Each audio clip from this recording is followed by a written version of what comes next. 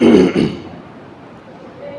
الحمد لله نحمده ونستعينه ونستغفره ونعوذ بالله من شرور أنفسنا ومن سيئات أعمالنا من يهده الله فلا مضل له ومن يضلله فلا هادي له وأشهد أن لا إله إلا الله وحده لا شريك له وأشهد أن محمدًا عبده ورسوله أما بعد فإن خير الحديث كتاب الله وخير الهدي هدي محمد صلى الله عليه وسلم فشر الأمور محدثاتها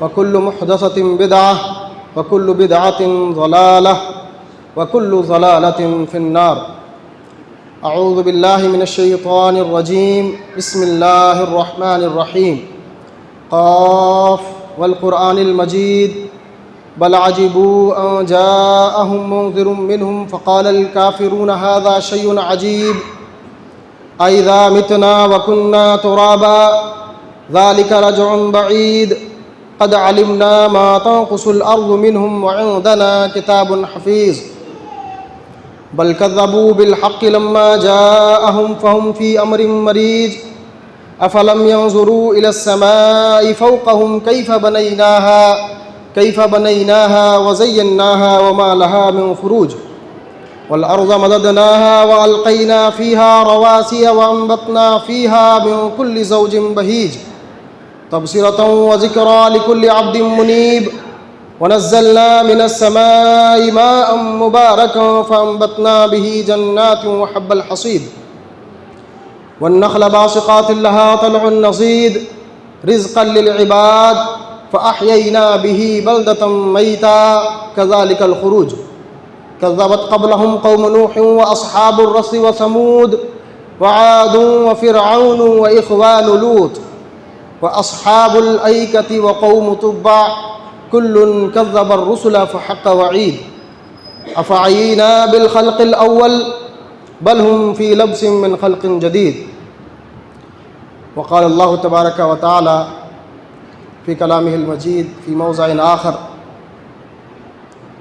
هو الذي بعث في الأميين رسولا منهم يتلو عليهم آياته ويزكيهم ويعلمهم الكتاب والحكمة وإن كانوا من قبل لفي ضلال مبين. معزز و مکرم حاضرین مسجد، سب سے پہلے ہم تمام قسم کی تعریفات بیان کرتے ہیں اپنے خالق حقیقی، مالک حقیقی اللہ رب العالمین کے لیے، کہ جس اللہ رب العالمین نے ہمیں ہدایت سے سرفراز فرمایا اور ہمیں سیدھی راہ دکھانے کے لیے نبیوں اور رسولوں کا سلسلہ جاری فرمایا۔ سامعین کرام، یہ اللہ رب العالمین کا بہت بڑا فضل و احسان ہے، بہت بڑا کرم ہے کہ اللہ رب العالمین نے ہمیں اپنی عبادت کے لائق بنایا، وگرنہ ہم دیکھتے ہیں آئے دن نت نئے فرقے، نت نئے خدا، نت نئے معبود بنائے جا رہے ہیں۔ آج ہم دیکھتے ہیں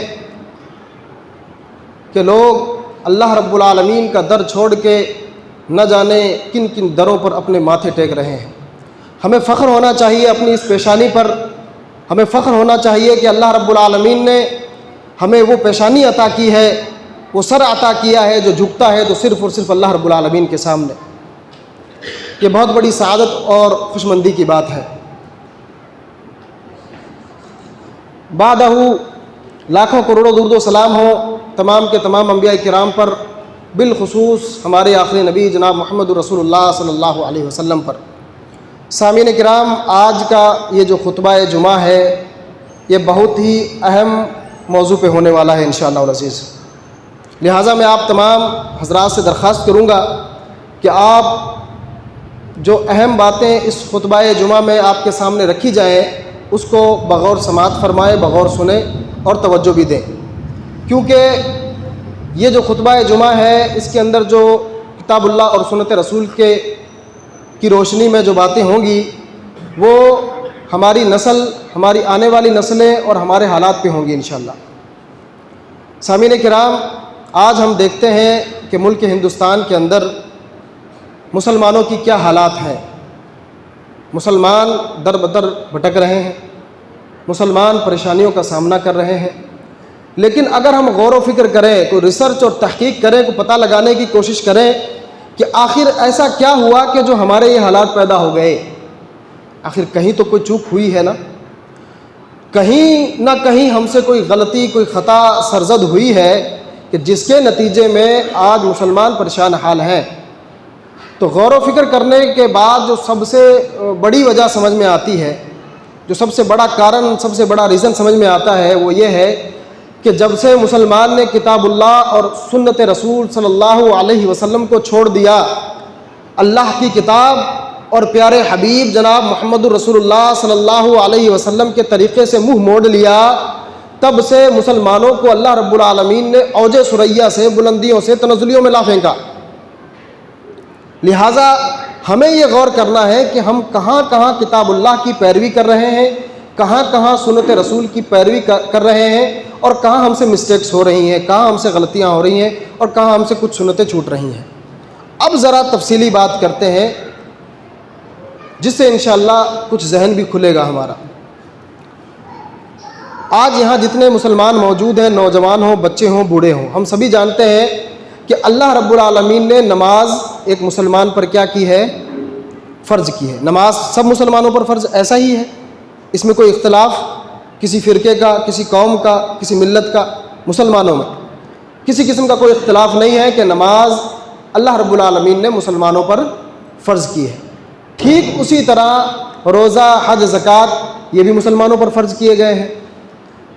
تو اب ہم جو ہے نماز روزے کو تو فرض سمجھ رہے ہیں، جیسے ہی جمعہ کا دن آتا ہے ہمارے حالات بدل جاتے ہیں، ہم بہترین طریقے سے تیاری کرتے ہیں، نہاتے ہیں، دھوتے ہیں، عطر کا استعمال کرتے ہیں، سنتوں کی پابندی کرتے ہوئے مسجدوں میں پہنچتے ہیں۔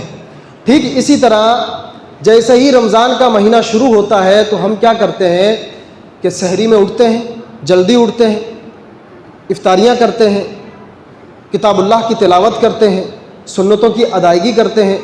میں کہنا یہ چاہ رہا ہوں، سمجھانا یہ چاہ رہا ہوں کہ جیسے ہی رمضان کا مہینہ شروع ہوتا ہے مسلمانوں کے حالات بدل جاتے یا نہیں بدلتے؟ پہلے زندگی کی روٹین کچھ اور تھی، پہلے ہمارے حالات کچھ اور تھے، جیسے ہی رمضان شروع ہوا حالات چینج ہو گئے، یکسر بدل گئے، کیونکہ ہم نے یہ دل سے جان اور مان رکھا ہے کہ روزہ کیا ہے؟ ایک مسلمان پر فرض ہے، رمضان کے سارے روزے رکھنے ہیں، پابندی کے ساتھ رکھنے ہیں، قرآن کی تلاوت کرنی ہے، اور زیادہ سے زیادہ نیکیاں بجا لانی ہے، زیادہ سے زیادہ نیکیاں کمانی ہیں، یہ ہر مسلمان مانتا ہے۔ لیکن جب بات آتی ہے کتاب اللہ اور سنت رسول کے ہر فرمان کو ماننے کی تو ہم ذرا سلیکٹیو ہو جاتے ہیں، ہم ذرا سلیکٹیو ہو جاتے ہیں، کچھ کو تو مانتے ہیں اور کچھ کو چھوڑ دیتے ہیں۔ جہاں ہماری طبیعت گوارا کرتی ہے، جہاں ہمیں یہ پسند ہوتا ہے کہ ہمیں قرآن کی اس آیت کو ماننا ہے، اللہ کے اس فرمان کو ماننا ہے، تو وہاں تو ہم اسے قبول کر لیتے ہیں، اسے مانتے ہیں۔ اور جہاں ہماری سستی سامنے آڑے آ جاتی ہے، جہاں ہمارا جی نہیں مان رہا ہوتا، ہمارا نفس قبول نہیں کر رہا ہوتا، وہاں ہم کتاب اللہ کو بھی چھوڑ دیتے ہیں، اللہ کی کتاب کو بھی چھوڑ دیتے ہیں، اور نبی کریم صلی اللہ علیہ وسلم کی سنت کو بھی چھوڑ دیتے ہیں۔ اب میں بتاتا ہوں کیسے چھوڑتے ہیں۔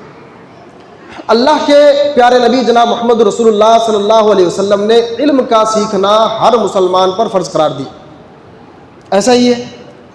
اللہ کے نبی جناب محمد رسول اللہ صلی اللہ علیہ وسلم نے فرمایا طلب العلم فریضۃ علی کل مسلم، کہ علم کا سیکھنا ہر مسلمان پر فرض ہے، اور یاد رکھیں فرض سے مراد فرض عین ہے، ضروری اور بنیادی معلومات۔ مثلا نماز پڑھنا ہم پر کیا ہے؟ فرض۔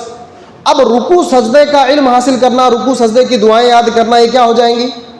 روزہ رکھنا کیا ہے؟ فرض۔ روزہ کب ٹوٹ جائے گا؟ روزہ کب نہیں ٹوٹے گا؟ روزہ کب رکھنا چاہیے؟ روزے کی نیت کس طرح سے ہونی چاہیے؟ کن کن چیزوں سے بچا جائے، کن کن چیزوں سے نہ بچا جائے، یہ کیا ہے؟ اس کا علم حاصل کرنا فرض ہوگا یا نہیں ہوگا؟ بھائی جب روزہ فرض ہے تو جن چیزوں کے ذریعے، جن چیزوں کی روزے کے اندر پابندی ضروری ہے، وہ چیز، ان چیزوں کا علم حاصل کرنا بھی کیا ہو جائے گا؟ فرض ہو جائے گا۔ تو میں اشارہ اس طرف کر رہا ہوں، سمجھانا یہ چاہ رہا ہوں کہ جس طریقے سے نماز روزہ اللہ اور رسول اللہ نے ہم پر فرض کیا ہے، ٹھیک اسی طرح سے علم کا حاصل کرنا امت مسلمہ پر، ایک مسلمان پر اللہ اور اس کے رسول نے فرض قرار دیا ہے۔ نبی کریم صلی اللہ علیہ وسلم کی صاف حدیث موجود ہے، طلب العلم فریضۃ علی کل مسلم، رواہ ابن ماجہ۔ امام البانی نے اس حدیث کو حسن قرار دیا۔ اللہ کے رسول صلی اللہ علیہ وسلم اس حدیث میں فرما رہے ہیں کہ ہر مسلمان پر، چاہے بڑا ہو چھوٹا ہو، چاہے مرد ہو یا عورت ہو، ہر مسلمان پر علم کا، ایجوکیشن کا، شکشا کا حاصل کرنا کیا ہے؟ فرض ہے۔ اور جب سے مسلمان تعلیمات میں، ایجوکیشن اور شکشا میں پچھڑ گئے، تب سے ہم یہ دیکھ رہے ہیں کہ مسلمان دنیا کی کسی فیلڈ میں آگے نہیں ہے۔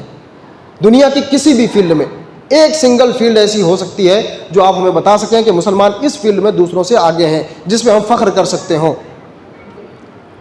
دنیا کی چھوٹی سے لے کر کے بڑی چیز بنا کوئی اور رہا، استعمال ہم کر رہے ہیں۔ یعنی ملک ہندوستان کی ترقی میں ہمارا کوئی کنٹریبیوشن، ہمارا کوئی سہیوگ، ہماری طرف سے کوئی مدد نہیں ہو رہی ہے۔ اس کا ریزن سب سے بڑا یہ ہے کہ ہمارے پاس وہ علم نہیں ہے جس علم کے ذریعے، جس علم کی بنیاد پر ہم اس ملک کی ترقی میں اپنا کردار ادا کر سکیں۔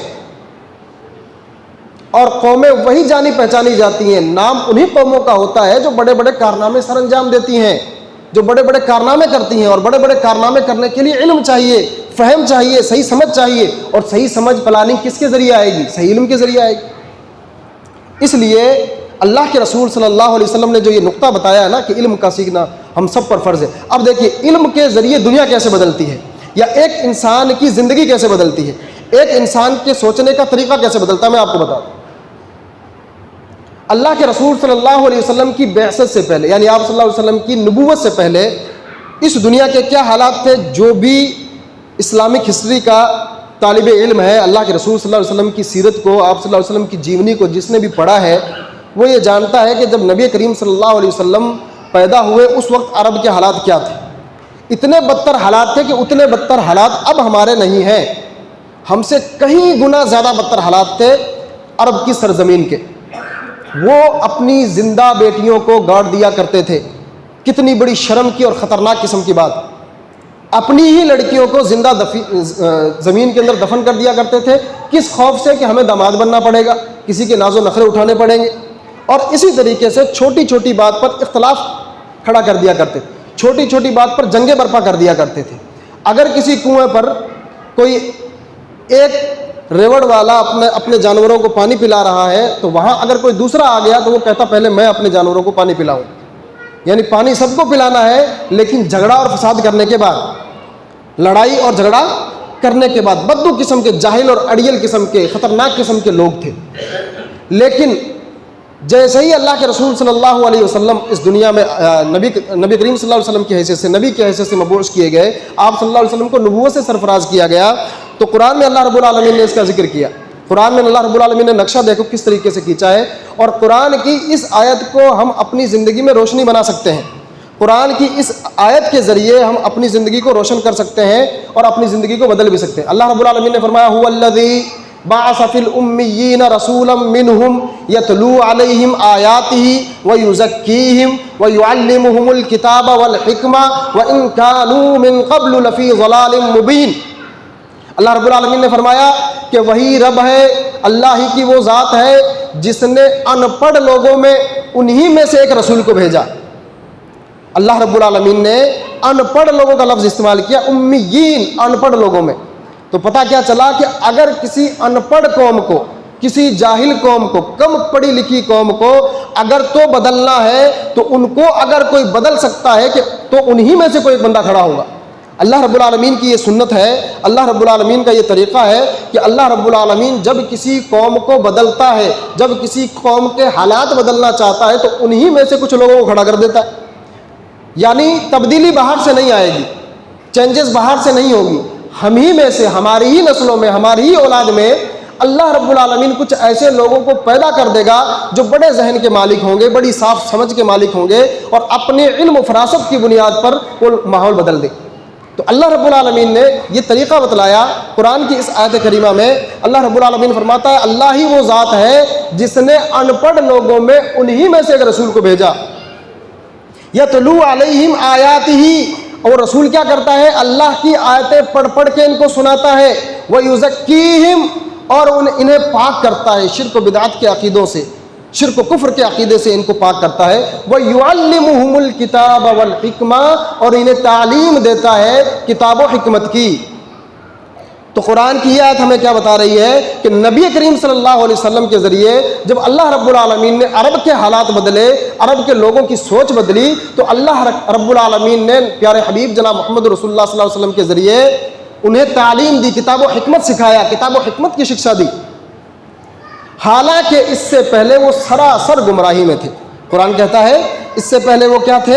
سراسر گمراہی میں تھے، لیکن اللہ کے رسول صلی اللہ علیہ وسلم نے شکشا کے ذریعے، ایجوکیشن کے ذریعے، تعلیم کے ذریعے انہی لوگوں کے حالات بدل دیے، اور پھر ہم دیکھتے ہیں کہ انہی عرب کے بدوؤں میں، انہی عرب کے خطرناک قسم کی قوم اور لوگوں میں حضرت ابو بکر صدیق رضی اللہ تعالیٰ عنہ جیسا صدیق پیدا ہوا، حضرت عمر فاروق رضی اللہ تعالیٰ عنہ جیسا جری اور شجاع بہادر قسم کا لیڈر پیدا ہوا، انہی صحابہ میں بڑے بڑے صحابہ پیدا ہوئے جنہوں نے دنیا میں اپنا راج کیا۔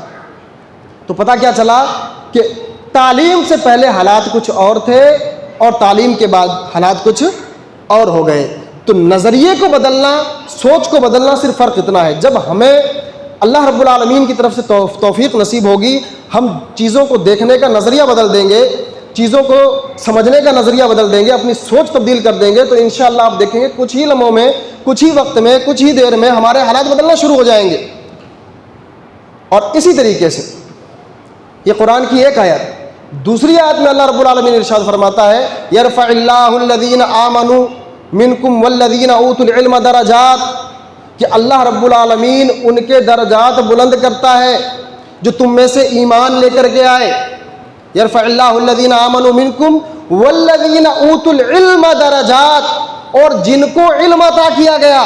قرآن کی اس آیت سے کیا پتہ چلا کہ اللہ رب العالمین جس بھی سماج کو، جس بھی قوم کو علم سے نواز دے گا، اس قوم کے اللہ رب العالمین کیا کرے گا؟ درجات بلند کر دے گا۔ تو پتہ چلا اگر تو ہمارے درجات بلند نہیں ہیں، ہم ترقیوں میں نہیں ہیں، ہم بلندیوں میں نہیں ہیں، تو ہمارے پاس شکشا نہیں ہے۔ شکشا اگر ہوتی، تعلیم اگر ہوتی، تو قرآن کی اس آیت کے مطابق اللہ رب العالمین کے ہاں ہمارے درجات بلند ہوتے۔ تو یہ تعلیم کے اوپر، ایجوکیشن اور شکشا کے اوپر اللہ کے رسول صلی اللہ علیہ وسلم اور قرآن کی چند آیات تھی جو میں نے آپ کو بتائی۔ میں یہ سمجھتا ہوں کہ ان آیات کے ذریعے کچھ حد تک آپ کا ذہن بدلا ہوگا، کچھ چیزیں آپ کو سمجھ میں آئی ہوں گی کہ کیسے ہم اپنے سماج کو کھڑا کر سکتے ہیں، دوبارہ سے ری بلڈ کر سکتے ہیں۔ اب موجودہ حالات کی طرف نظر ڈالتے ہیں، قرآن کی ان آیات کی روشنی میں ہم اپنے آپ کو تبدیل کیسے کر سکتے ہیں۔ تو اگر ہم پلاننگ کے تحت، ایک منصوبہ بندی کے تحت اپنی قوم پر محنت کریں، اپنے سماج پر محنت کریں، تو انشاءاللہ یقین ہے اللہ رب العالمین کی ذات سے کہ کچھ ہی وقت میں ہمارے حالات بدل جائیں گے۔ اب ہوتا کیا ہے کہ ہمارے سماج میں سب لوگ اپنے اپنے ڈھرے میں بہہ رہے ہیں۔ اگر کوئی اسکول کالج میں پڑھ رہا ہے تو اس بچے کو یہ نہیں معلوم کہ آپ بی اے کر رہے ہو تو کیوں کر رہے ہو۔ یہاں کچھ بی اے کرنے والے نوجوان موجود ہوں گے یا کر چکے لوگ موجود ہوں گے۔ میں آپ ہی لوگوں سے سوال کرتا ہوں کہ جب آپ لوگ کالج پڑھ رہے تھے، بی اے سبجیکٹ چوز کر رہے تھے، بی اے کے اندر سبجیکٹ کا انتخاب کر رہے تھے، تو کیا آپ کو پتا تھا کہ میں بی اے کیوں کر رہا ہوں؟ 80 سے 90% مسلمان ایسے ہیں کہ جو وہ تعلیم حاصل کر رہے ہیں انہیں خود پتہ نہیں ہوتا کہ یہ تعلیم ہم کیوں حاصل کر رہے ہیں یا اس سے ہمیں کیا فائدہ حاصل ہونا ہے۔ بھئی ہمارے دوست بی اے کر رہے تھے اس لیے ہم نے بھی بی اے کر لی، ہمارے دوست آئی آئی ٹی کر رہے تھے اس لیے ہم بھی آئی آئی ٹی میں چلے گئے، ہمارے دوست آئی ٹی آئی کر رہے تھے اس لیے ہم آئی ٹی آئی میں چلے گئے، لیکن ہماری خود کی کوئی سوچ نہیں ہے۔ اس کی سب سے بڑی وجہ اور ریزن یہ ہے کہ ہم جاہل ابن جاہل ابن جاہل ہیں، جاہل در ہیں، کیونکہ ہم جاہل تھے، ہمارے والدین جاہل تھے، ان کے بھی والدین جاہل تھے، تو جہالت کا ایک لمبا سلسلہ آ گیا نا ہمارے اوپر۔ تو اس کی وجہ سے ہماری جو سوچنے کی شمتا ہے، سمجھنے کی جو قوت ہے، وہ فوت ہو گئی۔ ہم چیزوں کو دیکھ نہیں پا رہے۔ ایک 8ویں 10ویں پڑھنے والا بچہ، اسے یہ نہیں معلوم کہ میں 10ویں کے بعد کیا کروں گا، مجھے 10ویں میں کون سے سبجیکٹ لینے چاہیے، مجھے میڈیکل کی طرف جانا چاہیے یا نہیں جانا چاہیے۔ یہ میں دنیاوی ایجوکیشن، دنیاوی تعلیم کی بات کر رہا ہوں۔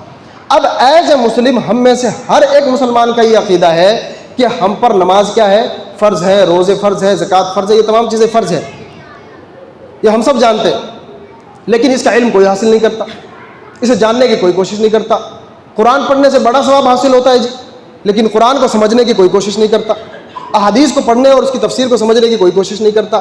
تو ان حالات کو بدلنے کا جو سب سے بڑا نسخہ ہے، یہ سب سے بڑی جو چینجنگ ہو سکتی ہے وہ اس طرح سے ہو سکتی ہے کہ ہم اسکول اور مدارس کو یکجا کر دیں، اسکول اور مدارس کو یکجا کر دیں، ایک جگہ اکٹھا جمع کر دیں۔ کیونکہ ہم یہ دیکھتے ہیں کہ جو بچے اسکول جا رہے ہیں وہ صبح سے شام تک اپنا سارا ٹائم اسکول میں دیتے ہیں۔ اب ایک بچہ، یہ ایک کامن بات ہے اور جس کے اندر ذرہ برابر بھی عقل ہے وہ اس کو سمجھ پائے گا کہ ایک بچہ صبح 7 بجے اسکول جاتا ہے، وہاں سے 2 سے 3 بجے واپس آتا ہے، وہ ذہنی طور پہ بھی تھک چکا ہے، جسمانی طور پہ بھی تھک چکا ہے، اور چھوٹے بچوں کی بالخصوص، خاص طور سے چھوٹے بچوں کی یہ حالت ہوتی ہے کہ وہ آ کر کے اپنا اسکولنگ کا کام کرنا بھی پسند نہیں کرتے، زبردستی ان سے کام کروایا جاتا ہے، وہ اتنا تھک چکے ہوتے ہیں۔ اب انہی بس بچوں سے ماں باپ یہ مطالبہ کر رہے ہوتے ہیں کہ جائیے بیٹا مولوی صاحب کے پاس مسجد میں اور قرآن پڑھ کے آئیے۔ کمال دیکھیے، بات سمجھ میں آ رہی ہے یا نہیں آ رہی؟ کہ ایک بچہ فزیکلی ٹائرڈ ہو چکا ہے، فزیکلی تھک چکا ہے، جسمانی طور پر تھک چکا ہے، اب ہم اس سے مزید مطالبہ کر رہے ہیں کہ آپ مسجد میں بھی جائیے، قرآن بھی پڑھیے، اردو بھی پڑھیے۔ تو یہ پاسبل نہیں ہے، یہ ہم غلط طریقے سے محنت کر رہے ہیں۔ اگر ہم اسکولنگ کے ساتھ ساتھ دینیات کو اکٹھا کر دیں، دین کی تعلیم کو جمع کر دیں، تو یقین ہے اللہ رب العالمین کی ذات سے کہ ہم اپنے بچے کو دین بھی سکھا پائیں گے اور دنیا بھی سکھا پائیں گے۔ اور آج ہمارے یہاں شکشا کے نام پر کچھ نہیں ہو رہا، ہمارے خود کے نہ اسکول ہیں نہ کالج ہیں، اور جب تک ہم اپنے اسکول قائم نہیں کریں گے، اپنے کالج قائم نہیں کریں گے، تب تک آپ کسی سے یہ امید نہ لگائیں کہ ہماری قوم کو ترقی آ سکتی ہے یا ہمارے نوجوانوں میں کوئی سدھار آ سکتا ہے۔ ہم سب کو مل کر کے ایک پلیٹ فارم تیار کرنا ہوگا اور اس پلیٹ فارم کے ذریعے ہمیں اپنے اسکول اور کالج بنانے ہوں گے۔ آج میں دیکھتا ہوں، مجھے تقریباً 6 مہینے ہو گئے، 6 مہینوں سے، پچھلے 6 مہینوں سے میں پورے راجستھان کے دورے کر رہا ہوں، ہماری ٹیم پورے راجستھان کے دورے کر رہی ہے، اور راجستھان کے اکثر ضلعوں میں ہم جا چکے۔ ہم نے راجستھان کے اندر ایسی جگہ دیکھی ہیں، آپ بھی جانتے ہوں گے کچھ جگہوں کے بارے میں، کہ 10 کروڑ 15 کروڑ کی مسجد تعمیر ہو رہی، کہیں 5 کروڑ کی مسجد بن رہی ہے، حالانکہ مسجد 1 کروڑ کی بھی بن سکتی ہے، مسجد 10 لاکھ کی بھی بن سکتی ہے، مسجد 20 لاکھ کی بھی بن سکتی ہے۔ جو قوم مسجد بنانے میں 15 کروڑ خرچ کرے، کیا اس قوم کے پاس، اس سے ثابت کیا ہوا کہ ہمارے پاس پیسوں کی کمی نہیں، ہمارے قوم کے پاس پیسوں کی کمی، اگر پیسوں کی کمی ہوتی تو 15 کروڑ میں مسجد نہیں بنتی، 10 کروڑ میں مسجد نہیں بنتی۔ تو ہماری قوم کے پاس پیسوں کی کمی نہیں ہے، لیکن اسے استعمال کرنے کا طریقہ نہیں ہے۔ ہمارے پاس اچھے لیڈر نہیں ہیں، اچھے رہنما نہیں ہے، کوئی موٹیویٹ کرنے والا نہیں ہے کہ صحیح جہت کیا ہے، صحیح رستہ کیا ہے، کس طریقے سے محنت کی جائے، یہ بتانے والے لوگ کم ہیں۔ تو اگر 5 کروڑ کی جگہ 1 کروڑ کی مسجد بنے اور 4 کروڑ کا ایک ایسا انسٹیٹیوشن بنے، ایک ایسا ادارہ بنے جہاں بچے اور بچیوں کو دین اور دنیا دونوں تعلیمات دی جائیں، تو بتائیں ہماری قوم کو بدلنے میں کتنا وقت لگے گا۔ آج ہمیں ڈاکٹر کی سب سے زیادہ ضرورت ہے، یاد رکھیں، میں بتاؤں گا کیوں ضرورت ہے۔ آج ہمیں ڈاکٹرز کی سب سے زیادہ ضرورت ہے، بالخصوص لیڈیز ڈاکٹر کی۔ آج ہماری یہ خواہش ہوتی ہے کہ ہمارے یہاں اگر کسی ماں بہن کو کوئی تکلیف ہے تو اسے چیک کرنے والا ڈاکٹر جو ہے وہ مرد نہ ہو بلکہ لیڈیز ہو، یہ خواہش ہوتی ہے نا ہماری۔ تو جو ہم اچھا رکھتے ہیں، ہماری یہ خواہش ہوتی ہے، تو ہم اپنے بچوں کو پڑھاتے کیوں نہیں ہیں؟ اگر میری یہ خواہش ہے کہ میری جو اہلیہ ہے یا میری بہن ہے، میری ماں ہے، میں اسے کسی لیڈیز ڈاکٹر سے چیک اپ کرواؤں اس کا، تو مجھ پر یہ فرض ہو گیا کہ میں اپنی بچیوں کو ڈاکٹر کی تعلیم بھی دوں۔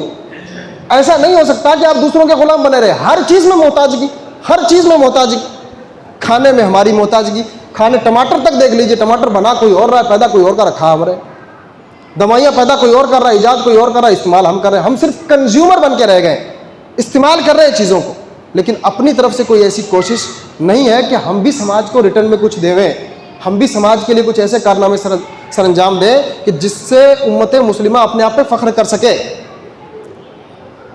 تو میں عرض یہ کر رہا تھا کہ آج مسلمانوں، دنیا کو ہماری سب سے بڑی ضرورت ہے، نہ ہمارے ہاسپٹلس ہیں، نہ ہمارے ڈاکٹرس ہیں، آج نہ ہمارے لوگ ریلوے اسٹیشن میں، نہ پولیس اسٹیشن میں، نہ کورٹ کچہریوں میں، نہ ہاسپٹلس میں۔ اس کا نتیجہ یہ ہوتا ہے کہ ہمارے جو لوگ ہاسپٹلس جا رہے ہیں انہیں ہر جگہ تکلیف کا سامنا کرنا پڑتا ہے، ہمارے جو لوگ پولیس اسٹیشن جا رہے ہیں انہیں ہر جگہ تکلیف کا سامنا کرنا پڑتا ہے، ہماری قوم کے جو لوگ कोर्ट कचहरी में जा रहे हैं, हर जगह धक्के खा रहे हैं। क्यों? क्योंकि वहाँ हमारे लोग मौजूद नहीं हैं जो इनकी सही तरह से रहनुमाई कर सकें। तो मेरी जो फिक्र है, मेरा जो दर्द है, जो आपके सामने बयान हो रहा है, इसके पीछे सोच और नज़रिया ये है कि हम अपनी समाज के अंदर, अपनी कौम के अंदर, अपने समाज के अंदर ऐसे लोग पैदा करें कि हर जगह हमारे लोग मौजूद हों।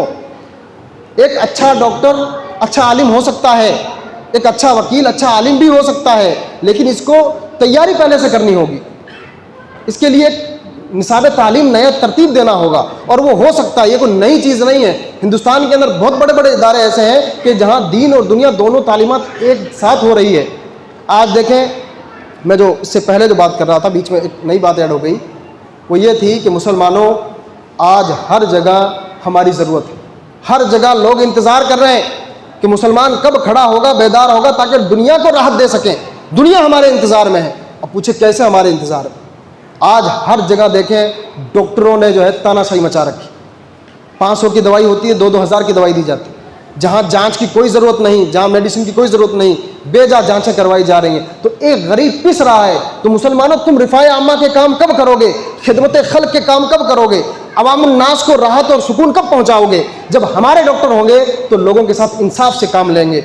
जब हमारे डॉक्टर्स होंगे तो बेजा लोगों को पर्चियाँ भर भर के जो है उनकी जांचें तरतीब नहीं करेंगे, उनको जांचें नहीं लिख करके देंगे।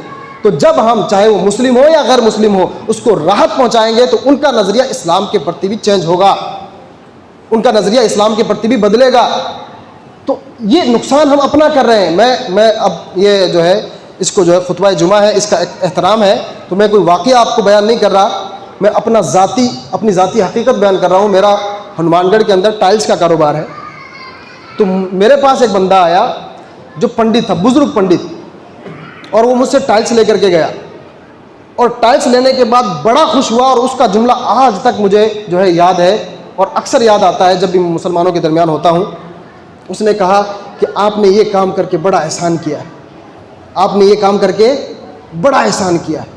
अब ज़रा सोचो कि एक बुज़ुर्ग पंडित मुझसे ये कह रहा है, और मैं इसी तरह बैठता हूँ, यानी टोपी लगी होती है, दाढ़ी होती है, और यही कुर्ते पजामे में अपनी दुकान में बैठता हूँ। उसका कहने का जो मकसद था वो ये था कि मैं जहां भी गया हर जगह लोगों ने मुझे लूटा, रेट ज़्यादा लिया, माल ख़राब दिया, 2 नंबर का माल दिया, घटिया माल दिया, लेकिन मुझ पर आपने ये एहसान इसलिए किया है, मुझ पर नहीं बल्कि तमाम लोगों पर एहसान आपने इस तरीके से किया है कि आप कम रेट में भी माल दे रहे हैं और अच्छा माल दे रहे हैं। तो ये अवामुन नास को राहत पहुँचाना हुआ या नहीं हुआ? खिदमत खल्क का काम हुआ या नहीं हुआ? अल्लाह रब्बुल आलमीन ने यही तो फरमाया कुरान मजीद के अंदर, कुंतुम खैरा उम्मतिन उखरिजत लिन्नास। हम लोगों के लिए निकाले गए हैं, हम लोगों के काम आने वाले लोग हैं। हमारी जो उम्मत मुस्लिमा है लोगों की भलाई के काम करती। तो हम जो है सिर्फ मस्जिद में बैठ करके बड़े बड़े फतवे देवें, मस्जिद में बैठ करके जो है, या यूट्यूब पे बैठ करके, सोशल मीडिया पे बैठ करके जो है माशाअल्लाह सुभान अल्लाह लिखें, इससे दुनिया में तब्दीली नहीं आने वाली। याद रखें, अपने पैरों को मजबूत करना होगा, बिलखुसूस हमारी जो है आने वाली नस्लें हैं इनको मजबूत करना होगा, इनको तालीमी ढांचा इनको ऐसा देना होगा कि जहाँ से ये किताबुल्लाह और सुन्नत रसूल से मोहब्बत करने वाले भी बने, और साथ ही साथ डॉक्टर, इंजीनियर और दुनिया के हर फील्ड में आगे जाए। तो इंशाअल्लाह ऐसा करेंगे आप लोग। मैं एक दावत लेकर के आपके पास आया, एक फ़िक्र लेकर के आपके पास आया हूँ कि हर जगह मुसलमानों को ऐसे इदारों की ज़रूरत है कि जहाँ हमारे बच्चे दीन और दुनिया दोनों तालीमात एक साथ हासिल कर सकें। इसकी अशद ज़रूरत है इस दौर में। और ए मुसलमानों, अगर हम नहीं जागे तो आने वाला वक्त बड़ा ही ख़तरनाक होने वाला है। और होशियार अक्लमंद मुसलमान वो है जो बड़े तूफ़ान से पहले, बड़ी आंधी के आने से पहले अपनी तैयारी पकड़ ले। तो हमें अपनी तैयारी पकड़नी है। आज हम देख रहे हैं मुसलमानों की जो बच्चियां हैं उनके हिजाब के ख़िलाफ़ किस तरह से कोशिशें हो रही हैं, उनके पर्दे के ख़िलाफ़ किस तरह से कोशिशें हो रही हैं। लिहाजा मैं आप तमाम लोगों से ये दरख्वास्त करूँगा कि अपने एजुकेशन सिस्टम को ठीक करें। और इंशाअल्लाह अगर जुमा के बाद कुछ लोग रुकते हैं तो हम इस पर मज़ीद बात कर सकते हैं। जुमा का जो ये वक्फ़ा था, ये वक्त था, ये खुतबा था, इसमें सारी बातें एक साथ नहीं हो सकती। मुझे आप तक एक फ़िक्र पहुंचानी थी, और फ़िक्र क्या थी कि ए नौजवानों, संभल जाओ, गफलत से बेदार हो जाओ, जाग जाओ और अपनी कौम के लिए काम करो, और कलेक्टिव होकर के, एकजा होकर के, इकट्ठे होकर के, इत्तेहाद के साथ काम करो। ऐसा ना हो 10 लोग इधर काम कर रहे हैं, 5 लोग इधर काम कर रहे हैं, उससे कोई रिज़ल्ट नहीं आने वाला। लिहाजा मैं अल्लाह रब्बुल आलमीन से दुआ करता हूँ कि अल्लाह रब्बुल आलमीन हमारी आने वाली नस्लों को मजबूत करे, उम्मत मुस्लिमा को तालीम की राह हमवार करने की तौफीक नसीब फरमाए, तालीम और एजुकेशन में आगे बढ़ने की तौफीक नसीब फरमाए, और अपने ज़ाती इदारे बनाने की तौफीक नसीब फरमाए।